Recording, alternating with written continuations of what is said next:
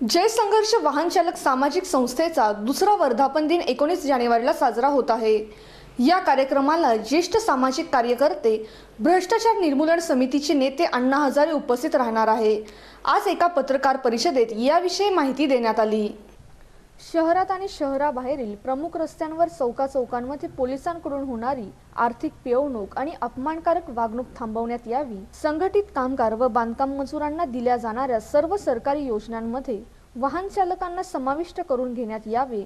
या आणि इतर काही मागण्या या वाहन चालक संघटनेच्या आहेत, त्या सोडवण्यासाठी तसेच प्रशासनाकडे पाठपुरावा करण्यात येत असल्याचे संघटनेचे संस्थापक अध्यक्ष संजय हळनोर यांनी पत्रकार परिषदेत सांगितले। 19 जानेवारीला जय संघर्ष वाहन चालक सामाजिक संघटनेला 2 वर्ष पूर्ण होत असून त्या निमित्ताने भव्य रक्तदान शिबिराचे आयोजन करण्यात आल्याचे ते यावेळी म्हणाले। या पत्रकार परिषदेला दिलीप जयस्वाल, लक्ष्मण अण्णा, रवींद्र शेळके, अर्जुन राठोड, रमेश कोलते आदींची उपस्थिती होती।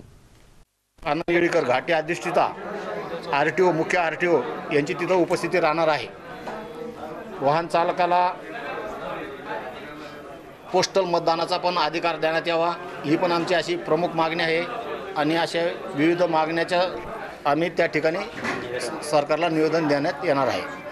आम्ही वाहन चालका महाराष्ट्र आणि महाराष्ट्राच्या बाहेर प्रवासातील प्रवासी आणि वाहन चालकांना मदतीचं कामं करतो आणि आमच्या संस्थेच्या माध्यमाने देशात विविध ठिकाणी आम्ही रक्तदान शिबिराचे आयोजन करतो। त्या अनुषंगाने आमच्या संस्थेस